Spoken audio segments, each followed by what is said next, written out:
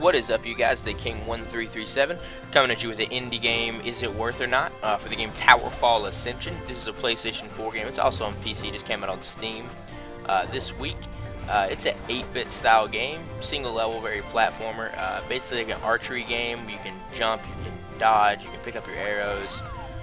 Very interesting art style, very unique concept as well. I'm actually showing you gameplay of a friend and I playing Quest. It's a 2-player quest or an individual single-player quest as well. It's very challenging. I did it by myself. I'll have some clips of that later on in the video as well, just with me showing you how hard it is to play single-player. But this game is definitely geared to be a multiplayer game. As you can see here, it looks like an old-school game. It definitely plays like a new-school game. But as you saw the arrow shoot right there, the arrow can actually go through the fire and light on fire, which is a really cool effect.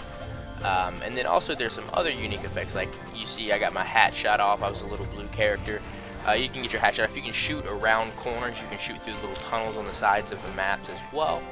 And then whenever you die, you do like a spawn explosion, which is cool to clear out the enemies around you. However, it can be a huge disadvantage when you kill your own teammate, because we did do that a decent amount, not knowing that was going to happen.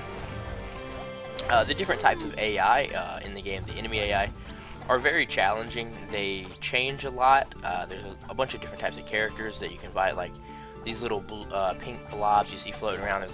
They're also green on certain maps. We call them the little Mike Wazowskis from Monsters. And then there's also those little eyeballs that shoot lasers whenever they die, and then they shoot them when they're alive as well. There's like these Grim Reapers. There's like these little thieves. A huge array of unique different characters you have to go up against. I think that's very interesting. From a single player standpoint, I'm gonna dip into that more right here now that that's starting.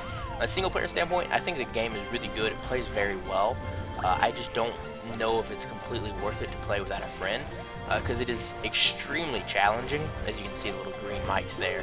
But the game is extremely challenging, and I wish you could do some sort of computer AI. You might be able to, and I just haven't found a way to do that yet. I haven't played the PC version yet either. This is all coming from the PlayStation 4. However, I think it's fun because you can actually interact with the maps. As you see, the platform I just jumped up from, how that rock looks a little different. There are certain weapons and whatnot you can use to blow that up and make it a path where you can go from one side of the map as well. Up top, you see a little guy throwing the little whirlwinds to block my arrows, which I think is a cool concept. And then the arrows, you only have a limited amount, so you have to pick them back up, which can make a huge disadvantage when you're playing single player. However, when you're playing multiplayer, whenever you each have 3, it kind of works out, because like they can shoot across on your side of the map and you can pick up their arrows and they can pick up yours. With that being said, the competitive side, whenever you're playing like 4v4 against your opponents and whatnot, of your friends and all that stuff, all the arrows are free game. So if someone shoots at you and misses and you might be out of an arrow, you can pick up their arrow and shoot it right at them, which is pretty cool. Overall, I think the game is totally worth it if you're going to be playing with friends. If you don't really have friends to play with co-op, because there is no online mode currently, I'm not really sure that it is worth it. But if you have friends that you can play with, whether on PC or console, or you have a brother or sister, something like that, that will play with you, I definitely think this game is worth $15. But once again, single player by itself, it's a good game, but you're gonna beat it pretty quickly. It's gonna be kind of boring, just because you don't have like that friend to play around and joke with. But thank you guys for watching. As always, I'm gonna try to start doing more games like this, the little smaller games on PlayStation Network and on Steam.